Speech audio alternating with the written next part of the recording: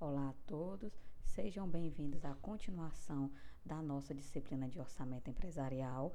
Meu nome é professora Daniela Augusto e nessa aula nós vamos tratar a unidade 2, que vamos trabalhar o plano e o orçamento de marketing. O objetivo dessa unidade é justamente nós aprendermos a planejar, executar e controlar o orçamento de vendas e de despesas relacionadas a vendas, e ao final dessa unidade nós vamos continuar a nossa avaliação, que é verificar como isso ocorre na nossa empresa de calçados. Então, pessoal, dando início aqui aos conceitos de orçamento de vendas. O que é que seria o orçamento de vendas? Ele é considerado a base do orçamento empresarial em toda e qualquer empresa, pois praticamente todo o restante do planejamento ele se baseia nessas estimativas de venda. Então, o que é que nós temos aqui com relação ao orçamento de vendas?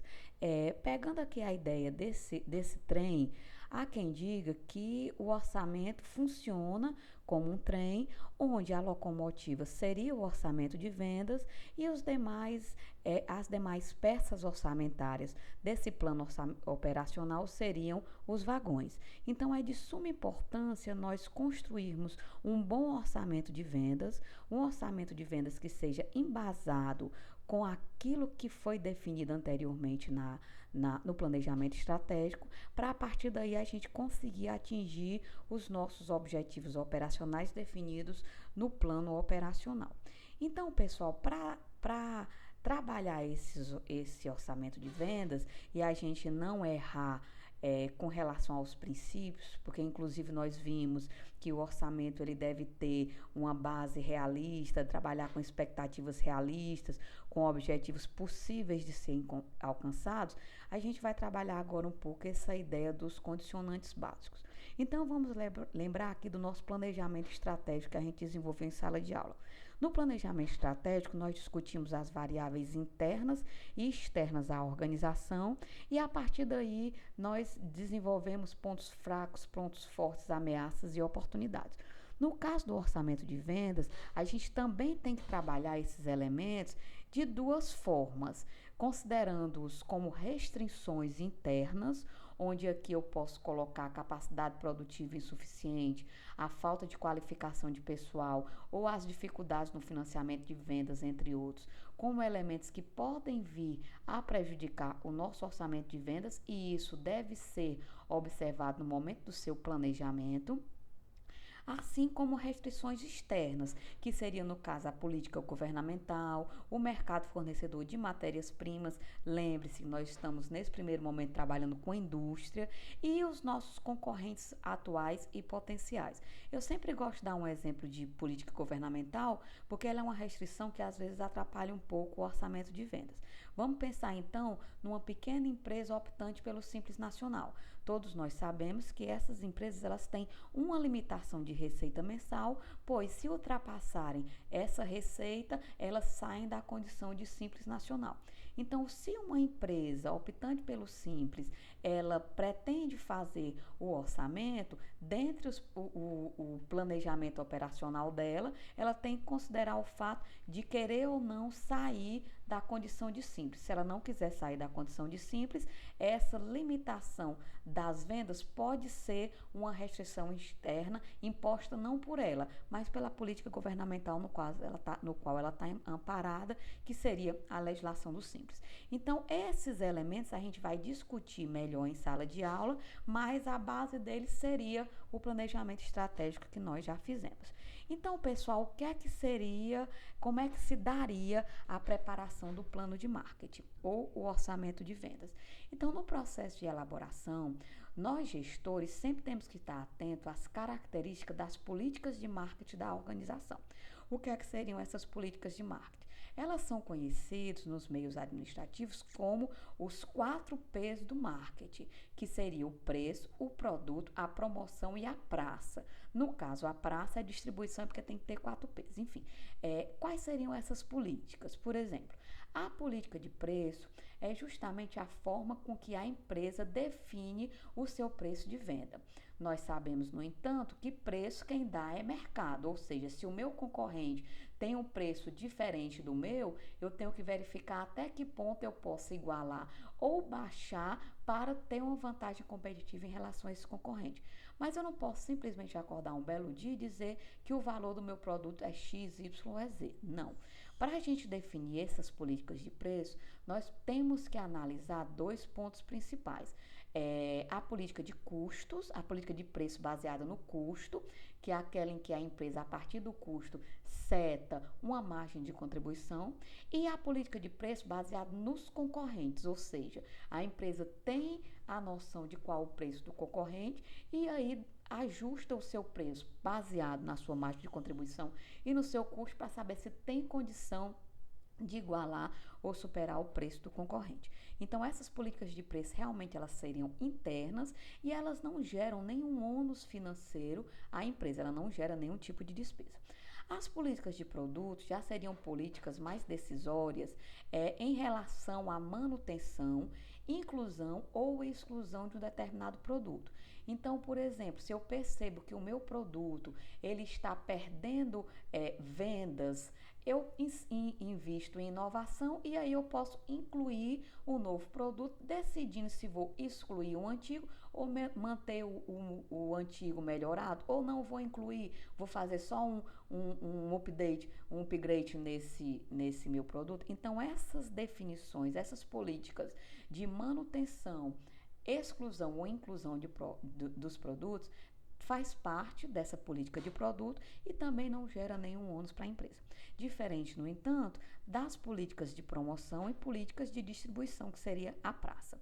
O que seria essa política de promoção? É a decisão que a empresa toma em relação à promoção do seu produto. Ela vai distribuir brinde, ela vai fazer cartão fidelidade, tipo compre 10 e ganhe uma de graça, como ocorre em algumas pizzarias. Ela vai vai investir em propaganda. Então, normalmente, essas decisões de promoção, elas geram despesas com vendas. Despesas essas que são trabalhadas também, que serão trabalhadas também nessa nossa unidade 2. E, por fim, a ideia das políticas de praça ou distribuição, que é justamente as decisões que a empresa toma de como é que eu vou fazer para que o meu produto chegue ao meu consumidor final. Serei uma loja física? Serei uma loja no shopping, sendo física? Serei uma loja em outro local? Serei um e-commerce? Como é que a empresa vai visualizar? Qual é a vitrine? Como é que vai ser o frete? Então, todas essas decisões com relação à distribuição, elas também devem ser tomadas ou apontadas no orçamento de vendas e, juntamente com as políticas de promoção, elas geram despesas com vendas e isso reduz a minha venda final. Então, pessoal, nesse ponto nós vamos trabalhar em sala de aula como melhorar essas políticas, como aplicar essas políticas na preparação, mas finalmente nós vamos trabalhar a previsão de vendas. Como é que eu ligo minha bola de cristal e faço uma previsão honrando o princípio do orçamento, que seria das expectativas realistas? Bom, existem alguns métodos, mas 3 deles eu vou trazer aqui. O primeiro método é o método baseado no que se diz, ou método de pesquisas de opinião, desculpa.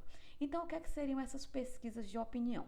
Essas pesquisas de opinião é aquela ideia de que você não tem nenhum registro histórico das suas vendas, mas você pode, por exemplo, perguntar à equipe de venda, aos vendedores, qual seria a tendência de vendas. Então, os gestores que estão desenvolvendo o orçamento de vendas chegam para o vendedor e dizem o seguinte: você acha que as vendas vão aumentar próximo mês? Vão diminuir? Por que elas poderiam diminuir? Por que elas poderiam aumentar? Então, você pode fazer essa pesquisa baseada na fala ou na experiência da equipe de vendas, como você pode fazer a mesma coisa baseada na tendência de mercado. Então, por exemplo, você não tem um vendedor que seja antenado com esse negócio de aumento e redução de vendas, mas você sabe que empresas, por exemplo, de chocolate, elas têm uma certa sazonalidade essa diferente, por exemplo, de uma empresa que trabalha com beneficiamento de frutas. Tá? Então, aqui não estamos falando de produção, estamos falando de venda.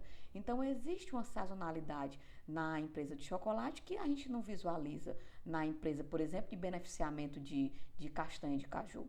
né? Então, essa tendência de vendas a gente pode observar pelas empresas de uma forma geral, ou se você tiver muito dinheiro, você contrata uma consultoria e aí a consultoria vai lhe apresentar quais seriam as tendências baseadas em indicadores que as consultorias usam. Então, esse método baseado no que diz é um dos três que a gente vai apresentar me aprofundar em sala de aula, mas seria isso, é o método das opiniões. Então, se a gente pegar uma pessoa que tenha uma opinião bem negativa sobre o mercado, ou se a gente pegar alguma informação de mercado que esteja um pouco defasada e não represente o mercado, pode ser que a gente caia num erro de planejamento, no erro orçamentário, e aí quando a gente for fazer o controle, o planejado vai sair muito diferente do executado. O próximo método já seria um método baseado no que se faz, que também seria um método baseado em pesquisas, mas aí seriam pesquisas mais direcionadas para esse fim. Por exemplo, uma pesquisa de indústria ou uma pesquisa de mercado teste. Então, o que é que seria uma pesquisa de mercado teste? Uma pesquisa de mercado teste, normalmente você faz o seguinte, qual é meu público-alvo? Vamos supor, bebidas lácteas infantis, tipo achocolatado. Então, eu vou fazer um achocolatado, mas eu não quero fazer um achocolatado de chocolate, eu quero fazer um achocolatado, digamos, mais fraquinho, mais café com leite, digamos assim. Então, quando eu chego e quero introduzir esse novo produto, eu posso muito bem ir a uma escola ou ir a um shopping e solicitar que crianças façam uma degustação desse achocolatado e me digam se o gosto é bom ou é ruim. Por quê? Porque a partir da opinião desses meus consumidores, eu sei qual seria a tendência de aceitação ou rejeição de um determinado produto. Além disso, além de fazer essa ideia do mercado teste, você pode fazer uma pesquisa de tendência de vendas a nível de maiores e melhores empresas. Digamos assim, você não chega a contratar uma consultoria, mas aí você teria um aparato, digamos, de uma pesquisa mais fundamentada. E o terceiro e último método, que é o método baseado no que se fez, esse sim é o método que nós vamos conseguir desenvolver em sala de aula. Então, esse método baseia-se no levantamento histórico de vendas da empresa, né? E a partir desse levantamento histórico, a gente trabalha alguns métodos estatísticos, como, por exemplo, o método dos mínimos quadrados, para a gente encontrar a análise de variação, ou mesmo uma árvore de decisão, ou mesmo uma estatística simples, com probabilidade, essas coisas. Mas a base dele não é o fato de estar usando dados estatísticos, mas sim o fato de estar usando dados históricos. Só vale para a empresa que tem contabilidade, logo para todas as empresas, tá? Então, aí é onde vem a expertise da gente conseguir elaborar um bom plano de vendas. Então, esse plano de vendas, essas demonstrações representam o que realmente ocorre na empresa, partindo do pressuposto que sim, a gente aplica alguns métodos estatísticos e vai ser esse método que nós vamos desenvolver em sala de aula. No entanto, os autores, de uma forma geral, colocam que é a união das opiniões dos vendedores unidos a uma pesquisa mais fundamentada, junto com essas análises estatísticas, que vai me dar uma boa previsão de vendas. Então, em sala de aula, a gente vai trabalhar somente um método baseado no que se fez, que são os métodos estatísticos, mas a gente vai conseguir pincelar todos os outros métodos que existem. E também não só existem esses três, não. Existem mais alguns outros, mas a gente vai se deparar só nesses três.